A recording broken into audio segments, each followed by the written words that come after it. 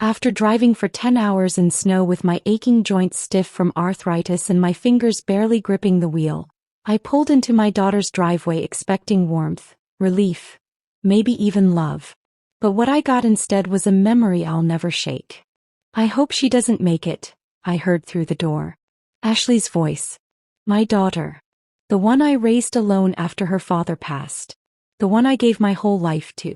And then laughter, hers and Howard's, my son-in-law's. Instead of ringing the bell, I stood there on the porch, the snow swirling around me like confetti at a cruel party I was never invited to. If you've ever had a moment where your world shifted in one breath, where you go from hopeful to shattered, you'll understand why I didn't knock. Before I go on, please take a moment to subscribe to this channel, especially if you've ever been the one overlooked or unappreciated. Leave a comment and tell us where you're listening from. Now let me take you back to the beginning of that awful day.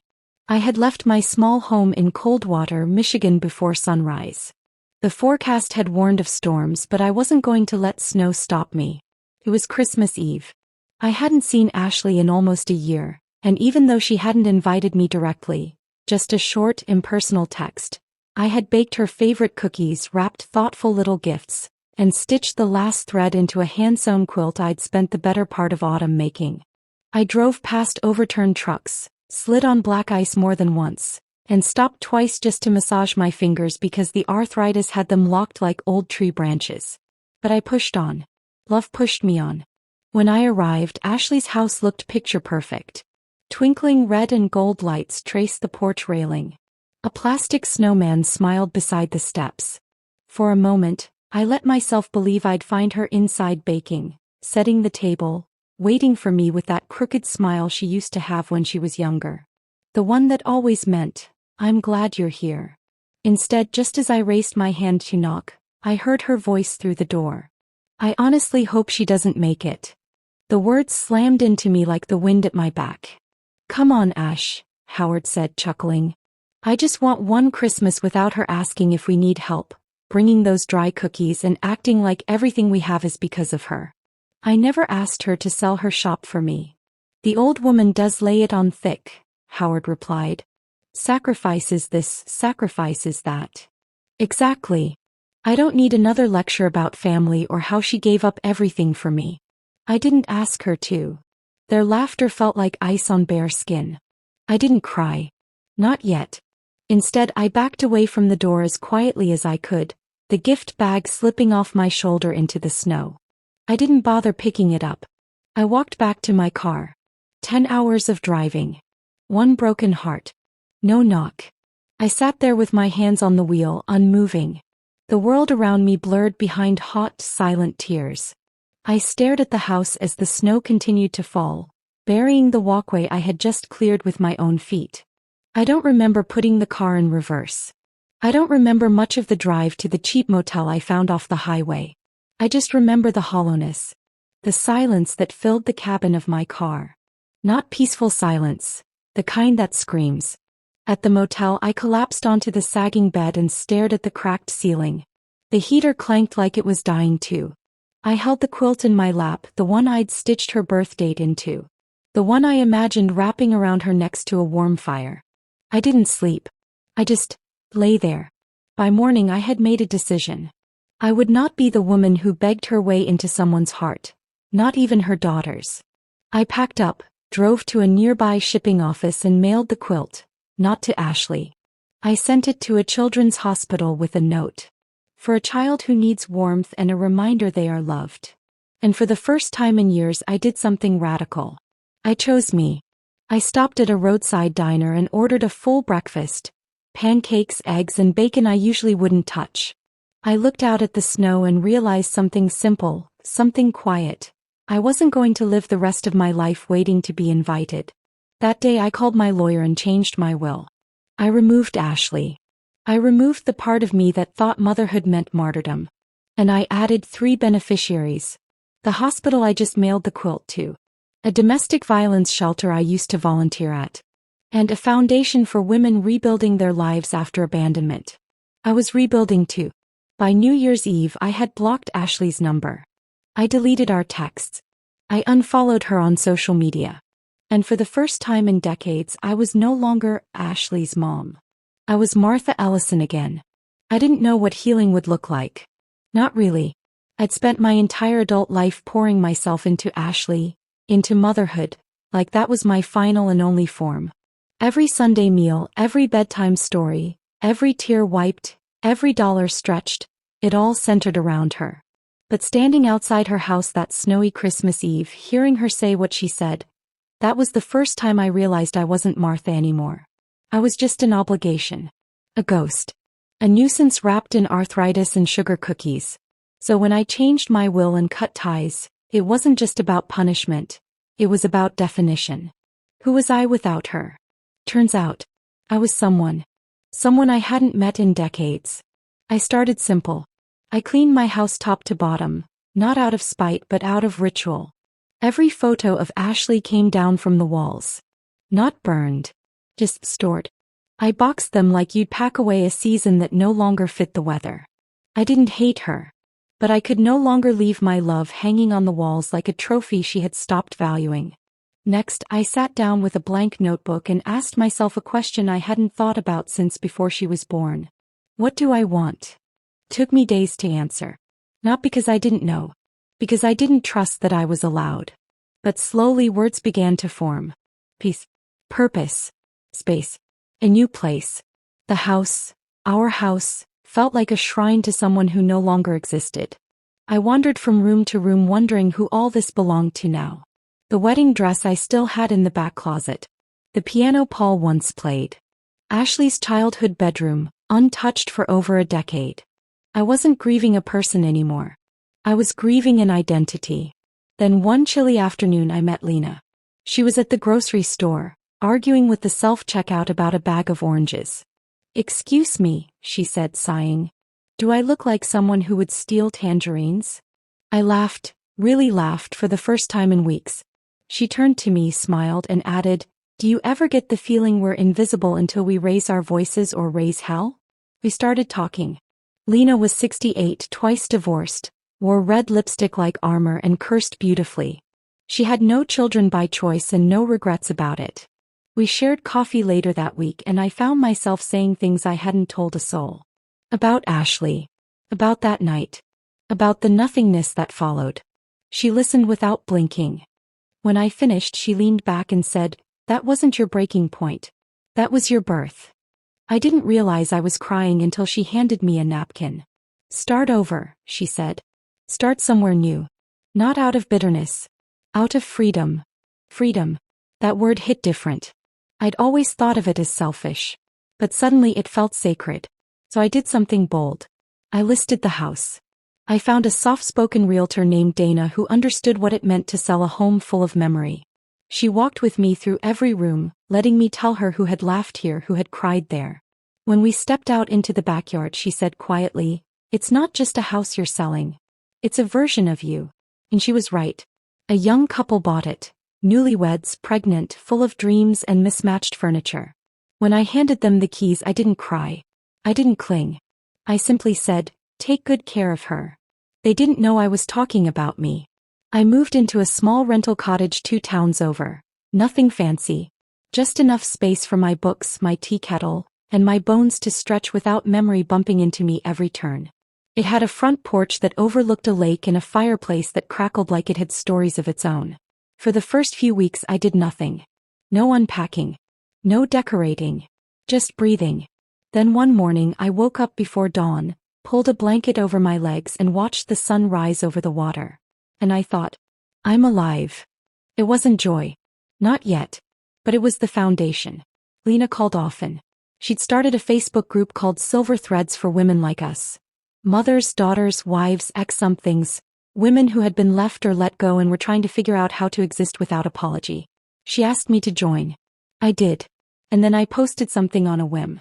This Christmas I stood outside a door that should have opened. It didn't. And maybe that door wasn't for me anymore. So I built a different one. Hundreds of women responded. Some with their own stories. Some with their grief. Some with nothing more than, "Thank you. I feel seen." I didn't realize until then how many of us were silently suffering.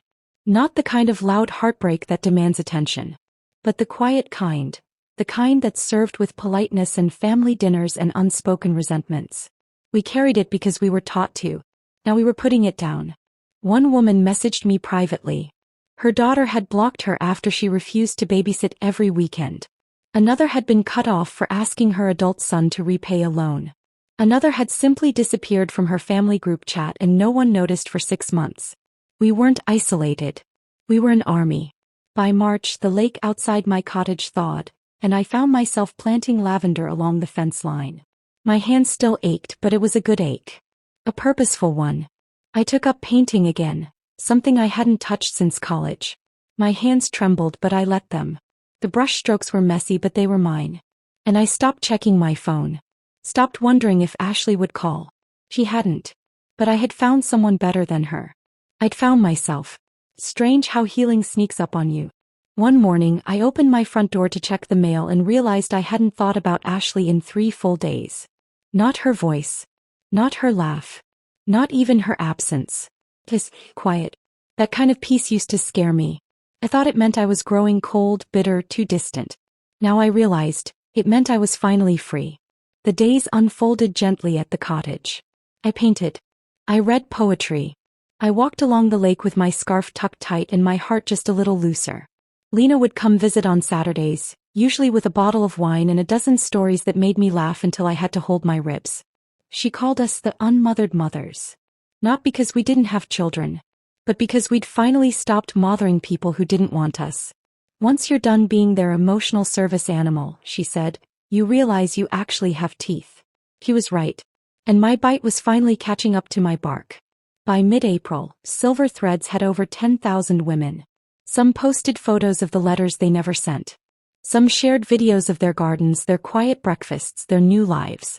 Women who had once lived for someone else were now living for themselves. We didn't need permission anymore. Then, on an ordinary Monday morning, it happened. I opened my email and saw her name. Ashley Reynolds. Subject line. Please read, Mom. I nearly deleted it. Reflex. But something made me open it. And read. Mom. I've written you a dozen times. You haven't answered. I understand why. But please hear me out. That night, Christmas Eve, I was overwhelmed. We were struggling and I felt smothered. I thought if you came, it would turn into another guilt trip about the shop, the money, the things you gave up. I was wrong. So wrong. I said awful things. I let Howard say worse. And you heard it all. I don't know how to come back from that. But I want to try. Please, if you still love me at all, let's talk. Ashley. I stared at the screen for a long time. Of course I loved her. I would always love the child I raised. But that didn't mean I owed the woman she had become access to my peace. I didn't reply. Not yet. Instead, I walked down to the lake. The water was still. The sun touched the ripples like it knew not to push too hard. I sat on the bench with my coat pulled tight and whispered, "What do you need, Martha?" The answer came fast this time. Clarity. So I started journaling again. Not for nostalgia. For understanding. I wrote down everything I remembered from raising Ashley. The sacrifices, the late nights, the forgiveness I gave too freely.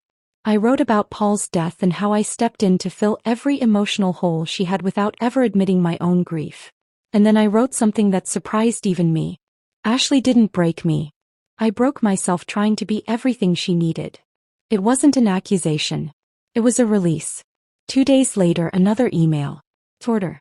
I understand if you can't forgive me. But I had to try. I love you. Always. Still no apology for what she said. Just the ache of someone missing a mother they thought would always be available. I closed the laptop. No reply. And then, as if the universe wanted to test my boundaries one more time, the doorbell rang. It was Howard. Standing on my porch with his hands shoved deep into his coat pockets and shame written across his face like a bad tattoo. "Can I talk to you?" he asked. I didn't invite him in. I stepped outside and shut the door behind me. He shuffled. Cleared his throat. "She's not okay," he said. "That makes 2 of you," I replied. He flinched. We were wrong. What we said, what she said, it was cruel. She didn't mean it. But she said it. She misses you. She misses the version of me she didn't have to respect. He looked down at his shoes. I told her not to send the emails. I said you wouldn't respond. Why come here then? I had to try. For her. I crossed my arms. Not once have you apologized. Not once have you said, I'm sorry we mocked you. You're here for her. Not for me. He opened his mouth, but I didn't wait. I'm not here for her anymore. And I turned around. Walked inside. Shut the door with the weight of 1,000 unspoken boundaries. I stood in my living room afterward, hands shaking, breath shallow. Not from anger. From power. My power. The next morning I received no emails. No texts. No knocks. And I felt something I hadn't felt in a year. Quiet satisfaction. I poured myself a cup of tea, curled up on the couch with the blanket I had made for myself, and read a book of Mary Oliver poems. One line stopped me cold. You do not have to be good. You only have to let the soft animal of your body love what it loves. I read it 3 times. Then whispered, I love this piece.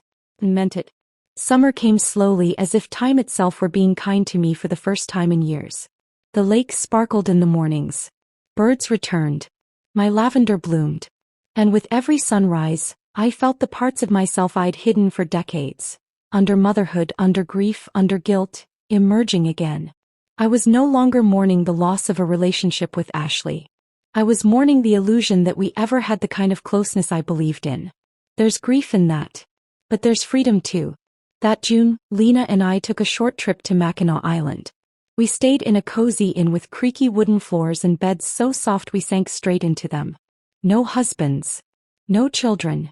Just 2 women rediscovering the joy of waking up without obligation. One morning over breakfast, Lena looked at me and said, You're different. You laugh with your whole face now. I smiled. That's because I'm not waiting to be invited into someone else's happiness anymore. She lifted her coffee mug and clinked it against mine. To self-respect. The kind that doesn't apologize. The Silver Threads group had grown to over 20,000 members by now. Women started organizing meetups. Some were small, coffee shop chats or Sunday morning walks. Others grew into healing circles and weekend retreats. The stories being shared weren't just about estrangement. They were about rebirth. And for the first time in my life, I didn't feel like the only one choosing solitude over humiliation. Then in late July, an envelope arrived. Handwritten. No return address. I recognized the careful slant of the letters immediately. Ashley. Inside was a letter. Neat. Measured. Too polished to be from the heart. Mom. I came by your house. I guess you moved. I don't know how we got here. Maybe I do. Maybe I was too proud. Maybe I didn't realize what I had. I heard from Uncle Joel that you changed your will. I won't lie, I was shocked. Hurt even. But then I thought about why. I just want to say, I see it now. I hope you're okay. Ash. There was no return address. No phone number. No real apology. Just words. But it didn't shake me like it used to. I didn't sit by the window hoping for her car to appear. I didn't dream of reconciliation wrapped in holiday paper and forced smiles. I folded the letter once. And burned it in the fireplace. Not out of anger. Out of release. By August, I had sold my cottage artwork at a local fair. 4 watercolor prints of birds by the lake. They sold in under an hour. A woman asked me if I was a professional artist. I laughed. No. Just a woman learning how to hold a brush again. She said, then keep painting. Your piece shows. That night I wrote a post on Silver Threads. A year ago I stood in front of a door that should have opened. It didn't. I stood there in snow, in pain and hope. I walked away with nothing, and found everything. Don't wait for love where it left you cold. Make your own fire. Sit by it. Feed it. And invite only those who won't mock your warmth. The post exploded. Thousands of likes. Hundreds of women commenting with stories of their own Christmases. Some crueler, some eerily similar, all devastating in their own ways. But what struck me most? The solidarity. We were not broken women. We were reassembled. Carefully. Fiercely. Then one quiet evening, Lena came over with a bottle of wine and 2 envelopes. Open that one first, she said, nodding to the smaller one. Inside was a key. To what? I asked. The second envelope, she smirked. I opened it. It was a lease agreement. She had bought a small art studio in town and signed the second half of the space over to me. You've got a gift, she said. Don't waste it on your living room walls. My throat tightened. Lena, I can't. Yes, you can. So I did. I moved my paints, brushes, and folding table into the space the following week. I called it the Second Bloom Studio. I hosted weekly watercolor circles for local women. No judgment. No experience required. Just space. Quiet. Laughter. One Saturday, a woman showed up who looked vaguely familiar. She stood by the entrance for a long while watching. Then she left. I didn't run after her. But I knew it was Ashley. Her shoulders were narrower than I remembered. Her posture less sure. But she didn't step inside. And I didn't invite her. Because sometimes, doors stay shut not from bitterness, but from wisdom. That night, I sat in the studio alone, the lights low, the scent of acrylic and fresh paper hanging in the air. I painted a single bird. Mid-flight. No branches. No cage. Just wind under its wings. And I titled it, Martha, Finally. By September, I had a waiting list for art sessions. Not because I was a great teacher. Truthfully, most of us were still figuring out how to hold a brush without overthinking it. But because peace was contagious. And I had cultivated something sacred at the Second Bloom Studio. A space where women didn't have to explain why they were tired. Why their phones were full of unsent messages. Why holidays made their hands tremble. They just came. They painted. And they healed. I watched a retired nurse paint her first sunflower and burst into tears. I saw a recently divorced mother of 4 create a pastel sky and say, I forgot I could like myself. And I thought, maybe this was what motherhood was meant to feel like. Nurturing without being consumed. Loving without being erased. Creating without disappearing. Kept my days slow. Sunrise tea. Brush strokes. Conversations with Lena that turned into hour-long belly laughs and memories that had nothing to do with pain. And still, every now and then, Ashley lingered in the back of my mind like a song I no longer played but once memorized. I didn't speak her name aloud anymore. Not out of bitterness. Out of intention. Names are power. And I had returned mine to myself. One Saturday, I received a message on silver threads from a woman named Janet. Martha. I don't know if you remember me, but I used to work at your antique shop years ago. Before you sold it. I saw your post about the lake studio. I just wanted to say, you were always kind to me. You were never just someone's mother. You were a whole person even back then. It's good to see you living again. Janet. I read that message 4 times. Then I cried. Not from sadness. From recognition. From the reminder that I had always been more than a role. That someone not connected to blood or legacy or obligation, had seen me for me. I wrote back. Thank you, Janet. That means more than you know. I'm still learning to see myself fully. But I'm getting closer every day. Later that week, I found an old box in my closet. It was one of the few things I hadn't opened since the move. Inside were pictures from Ashley's childhood, Paul's letters, cards she made me on Mother's Day with crayon handwriting and sticky fingers. For a moment, I sat cross-legged on the floor, holding a photo of her at 5 years old with both arms around my neck, face buried in my shoulder. I smiled. And then I said aloud, I loved you the best way I knew how. Then I placed the photo back, closed the lid, and moved the box to the back of the hall closet, not because it didn't matter, but because it no longer needed to be in reach. That Sunday, I walked to the market in town and bought myself tulips. White and soft pink. My favorites. The girl at the register said, Mother's Day is next week. These for your mom. I shook my head. They're for me. She smiled. Good. You deserve them. I walked home with tulips in one arm and fresh bread in the other. No texts. No invitations. No family chaos. Just Martha. In her season. In her story. In her skin. That night, as I arranged the flowers in a chipped ceramic vase, I remembered something Paul once said after Ashley had a screaming fit over prom shoes. She's your daughter, all right, he chuckled. Stubborn and strong. I used to take pride in that comparison. No. I knew better. Ashley had my features. But she did not have my heart. At least not anymore. And that was okay. Because the heart I had now, beating steady in my chest, alive with new breath, new friendships, new paint colors, was finally beating for me. I hosted a Mother's Day open studio. No flowers. No fanfare. Just tables of women sipping tea, painting wildflowers, and sharing what motherhood meant, biological or otherwise. I stood at the front and said something I hadn't planned. Mother's Day used to hurt, I told them, because I thought being a mother meant never letting go. But now I know real love, even maternal love, doesn't grip. It releases. It honors truth even if that truth is distance. A few women nodded through tears. One whispered, "Thank you." After everyone left, I sat in the quiet. No card in the mailbox. No email.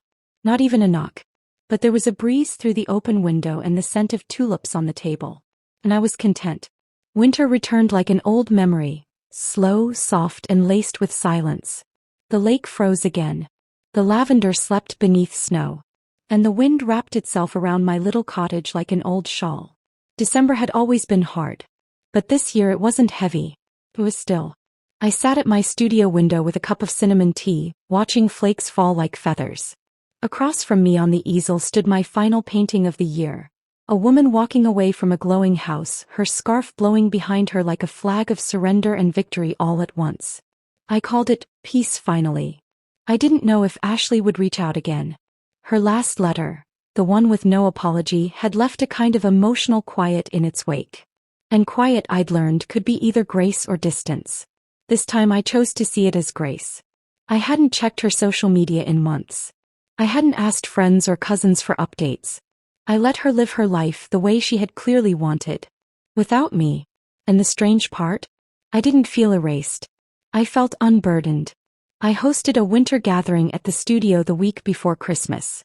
Women from all over came, many from the Silver Threads group, others from town. We brought soup in thermoses, cinnamon bread, tea bags in pretty jars.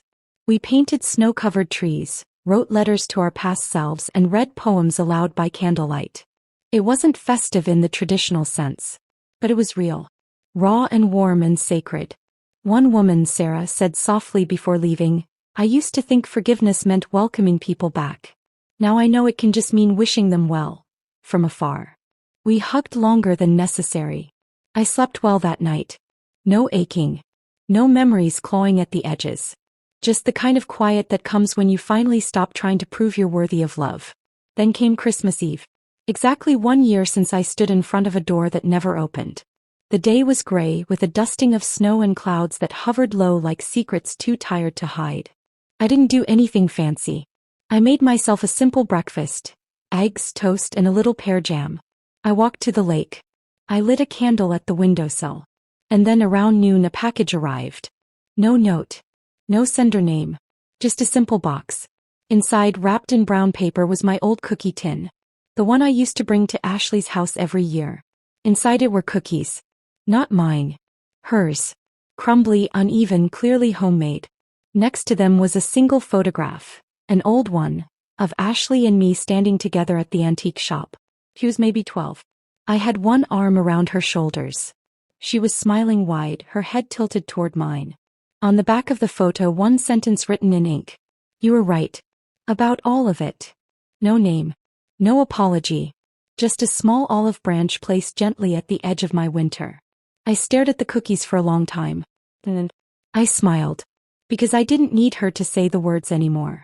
I didn't need a perfect ending or a movie scene reconciliation. I had rebuilt without her. Loved without her. Laughed and painted and lived without her. But this was something else. This was an acknowledgement. Quiet, late, but real. I took one of the cookies out, placed it on a little ceramic plate, and poured a glass of almond milk. I sat by the fireplace, set the old photograph next to me, and whispered, "Thank you, but I'm okay now. Truly." That night, I sat by the fire in a sweater I'd knit myself, my latest painting drying on the windowsill, and thought about the road I'd traveled to get here. It wasn't paved with apologies. It was paved with choice, boundaries, clarity, and the kind of love that begins when you stop waiting to be chosen. I didn't light up the whole house in decorations that year. Just one small string of lights in the window. And a little hand-painted sign that read, "Welcome, Martha." Because this Christmas, that name, my name, was finally enough.